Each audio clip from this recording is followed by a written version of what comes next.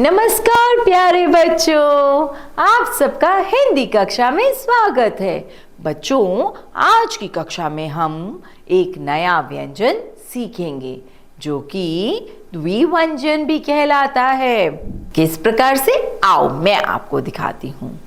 आप इस व्यंजन को जानते हैं? नहीं, आप इसको जानते हैं? ढक्कन जानते हैं ना?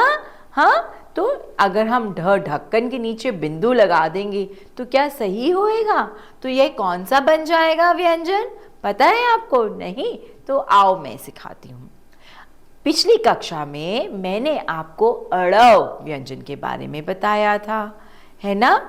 अड़ द्विगुण व्यंजन भी कहलाता है। अगर मैं इसी अड़ के साथ ह को मिला दूं तो क्या बन जाएगा? अढ़। अढ़ क्या बनेगा? अढ़। फिर से बोलिए, अढ़। अढ़ को ह के साथ मिलाऊंगी तो वह बनेगा अढ़। इसमें ध्वनि में ह की आवाज आ रही है।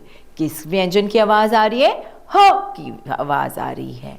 तो जब आप अढ़ बोलेंगे तो आपकी जीभा ऊपर के तालु के साथ नहीं लगती, बल्कि हवा को बाहर फेंकती है, मुंह से हवा को बाहर फेंकती है। यह सब बातें मैं आपको सिर्फ अंतर समझाने के लिए बता रही हूँ।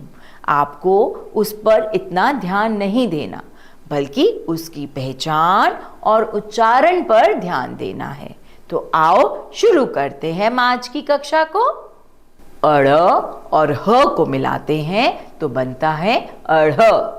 यह महाप्राण व्यंजन कहलाता है। जिस प्रकार से अड़ अल्प प्राण व्यंजन है, उसी प्रकार से अढ़ महाप्राण व्यंजन कहलाता है। बस याद रखिए, जब आप इस व्यंजन का उच्चारण करेंगे तो ह की ध्वनि भी आनी चाहिए। अढ़, अढ़। ओके, तो आओ अब हम इससे बनने वाले अनेक शब्दों के बारे में जानकारी प्राप्त करते हैं। पहला चित्र है स्टेयर्स का। स्टेयर्स यानी कि सीढ़ी। सीढ़ी, सीढ़ी नहीं बोलते, अड़ नहीं लगाना है इसमें, हमने लगाना है अढ़। अब अढ़ के नीचे बिंदु आ गई है, इसके अंदर नीचे बिंदु आ गई है ढ के नीचे, तो हम इसको बोलेंगे अढ़। सीढ़ी, सीढ़ी, सीढ़ी। क्या बोलेंगे? सीढ़ी। अगला शब्द है चढ़ना।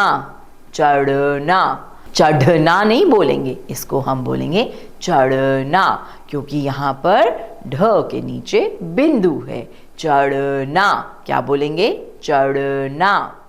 आपने देखा, यह सैनिक पहाड़ पर चढ़ रहा है। अगला चित्र है पढ़ना। पढ़ना नहीं, पढ़ना, क्योंकि यहाँ पर ढ के नीचे बिंदु है। उसी प्रकार से पढ़ना, पढ़ाई, पढ़ाई, पढ़ाई, कढ़ाई। अगला चित्र है कढ़ाई। कढ़ाई, जिसके अंदर हम खाना बनाते हैं। आप बार बार उच्चारण करिए इन शब्दों का और ध्यान से इस वीडियो को बार बार सुनिए व देखिए, तो आप सबको अच्छे से इसकी ध्वनि भी याद हो जाएगी। याद रखिएगा बच्चों, यह भी शब्द के आखिर में या बीच में लगता है। इससे कोई भी व्यंजन शुरू नहीं होता। आपको इन दोनों में कोई भी समानता नहीं है, यह भी पता चल गया होगा। तो याद रखिएगा अड़ और अढ़ को। जब यह अढ़ किसी और वर्ण के साथ या अक्षर के साथ मिलता है और बिंदु लगती है तो वह अड़ का रूप ले लेता है। चलिए, मैं आपसे अगली कक्षा में फिर मिलूंगी।